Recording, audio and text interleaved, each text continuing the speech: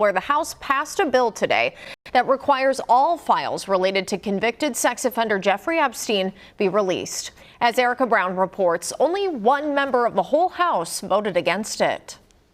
The House passed a bill Tuesday to force the Justice Department to release all of its files related to convicted sex offender Jeffrey Epstein. On this vote, the yeas are 427, the nays are 1. Survivors of Epstein's crimes spoke out ahead of the vote from Capitol Hill. By passing this act, Congress has the chance to prove that truth matters more than privilege, that justice matters more than influence. Still, it took months of political pressure from a bipartisan group of lawmakers to bring the effort to a vote. They did it by banding together and never giving up. And that's what we did by fighting so hard against the most powerful people in the world, even the President of the United States, in order to make this vote happen today.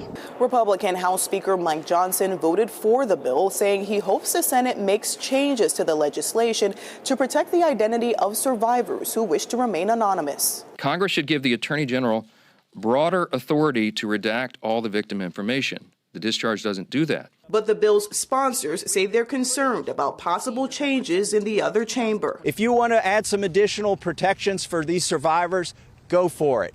But if you do anything that prevents any disclosure, you are not for the people and you are not part of this effort.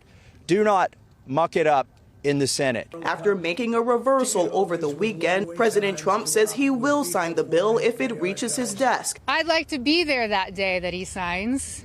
I'm sure all of us would like to be there. The Republican-controlled Senate is still working out how to proceed with the bill.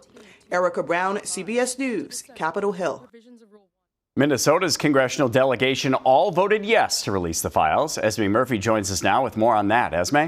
Well, Derek, in a vote total that would have been unthinkable just 2 days ago, all 8 Minnesota members of Congress voted yes on releasing the files. Minnesota's 4 House Democrats, Representative Betty McCollum, Angie Craig, Ilhan Omar, and Kelly Morrison, were all expected to vote yes, and they did. Minnesota's 4 House Republicans, Tom Emmer, Michelle Fischbach, Pete Stauber, and Brad Finstead, were expected to be no votes.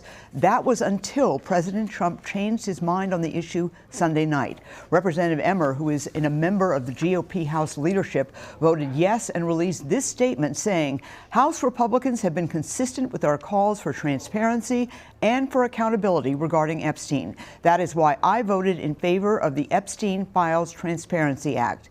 Minnesota Democrat Ilhan Omar, who voted to release the files, took issue with that statement. Tom Emmer has been a huge part of what I call the pedophile protection party.